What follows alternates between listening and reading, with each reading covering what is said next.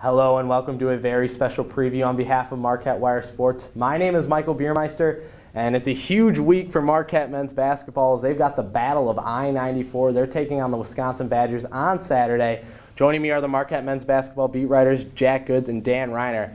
Guys, Marquette taking on Wisconsin. A lot of chippiness in this one.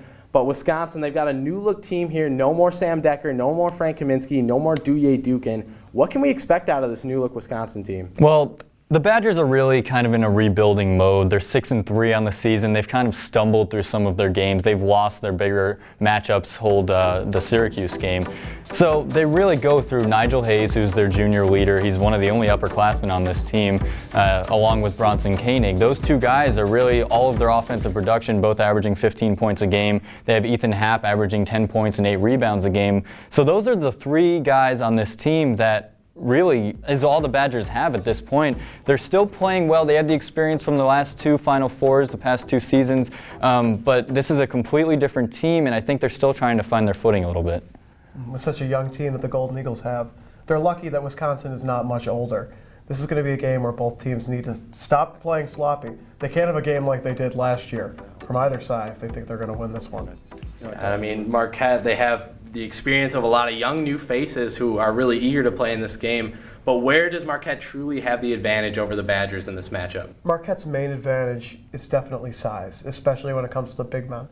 You're going to look at the big matchup in this game being Henry Ellenson versus Nigel Hayes. And Ellenson has a solid 3 inches on Hayes. Henry's not going to be able to outmuscle him the way that he has the teams that they've played recently, but that could definitely be a serious advantage for him, especially in the paint. Both of them can shoot on the outside. Nigel's done a little bit more successfully lately. For Henry to have a strong game against the best team he's played yet, he needs to stop with the three-point shots.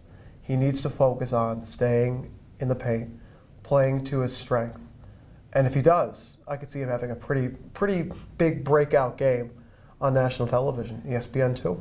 Yeah, I mean, Henry Ellenson, he's going to be a tall task for the Badgers. But, Dan, who do you see on Wisconsin? You know, what advantage do they have over the Marquette right now? Well, I think it's their guard play. You know, Marquette has the advantage down low, and it's the guards for the Badgers that have the advantage. Bronson Koenig is a guy that shoots 40% from three-point range. He's a guy that if he gets hot, Marquette might not be able to stop him. They don't defend the perimeter well. So if Bronson Koenig starts shooting well, and point guard Zach Showalter gets going and is able to distribute the ball to Koenig, to Hayes, and to Ethan Happ, I think that they'll be able to exploit the inside game as well as the outside game. You mentioned Bronson Koenig earlier. Bronson Koenig is one of these dynamic players. Is he their vital player that Wisconsin needs to have a huge game come Saturday? You know, Koenig will definitely be a big factor, but I think that Ethan Happ is really the X factor for this team. If he can play well and body up against 6'11" Luke Fisher and 6'10" Henry Ellenson, I think that that'll be a huge factor for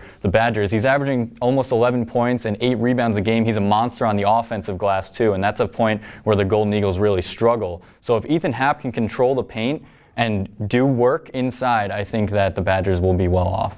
And on the other side of the ball, Jack, you mentioned a lot about Henry Ellenson and how he needs to have a good game and stop shooting the threes, but who really on Marquette needs to be this vital player to help lift the Golden Eagles past Wisconsin? I'd say Luke Fisher is the most important player in this game. He's arguably been their most important player all season. Quietly, he puts up double-double numbers almost every game, and he needs to stay out of foul trouble. That's the biggest thing for him in this game. He mentioned the advantage of the size. They can't lose that advantage with him being on the bench. They're not really using much of a big man rotation right now. They're playing their starters a lot of minutes. Luke needs to stay smart, and he needs to have a big game, or else it's going to be too easy to guard some really young outside threats for the Golden Eagles. Some guys who maybe aren't as consistent as a Luke or as a Henry have been this season. Yeah, and I mean, staying out of foul trouble is the name of the game nowadays. But just one more question, quick predictions from you guys. What are we going to see for scoreline come Saturday? I think if the Golden Eagles keep those turnovers under 15, then I think the Golden Eagles go in there, take a victory away from the Badgers. I got 70-58 as your final score. I think it's going to be really tough for the Golden Eagles with such a young group. These freshmen, they've never played on a true road collegiate game before. There are multiple in the starting lineup. That's going to be really tough, especially in a rivalry game like Wisconsin, in an arena like the Kohl Center that gets very loud. I think it's going to be Wisconsin coming out. It's going to be close, but I think the Badgers will pull away late and win by maybe 7-10. Well, it's never easy in the Kohl Center, but I guess we're going to check it out come Saturday. At Goods on Sports, at Doc Reiner. Give them a follow on Twitter, as well as MU Wire Sports. Why don't you head over there, give us a follow on Instagram, at Twitter. For Michael Beiermeister and the MU Wire, have a great weekend.